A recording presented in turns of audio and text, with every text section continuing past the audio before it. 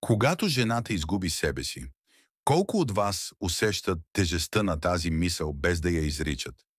Животът се завърта в кръг от роли – майка, партньор, професионалист и някъде там, дълбоко, оставаш ти, жената, която вече не усеща тялото си като храм, а като инструмент за оцеляване. Тялото мълчи, но всъщност крещи, с напрежение, с липса на желание, с усещане, че нещо е умряло вътре. Това не е просто умора, това е загуба на връзката с твоята женственост.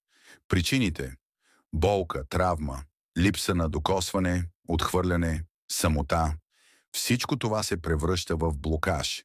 И колкото по-дълго стои, толкова по-силно изяжда радостта, желанието и близостта. Но истината е една. Жената е енергия. И когато тя спре да тече свободно, животът губи своята светлина. Тантра масажът е нещо много повече от техника. Това е път за връщане към себе си. Път към тялото, което си забравила. Към дишането, което те свързва с душата. Към енергията, която отваря врати там, където днес виждаш стени. При мен всяко докосване е ритуал. Всяко движение е покана за освобождаване. Не обещавам магия.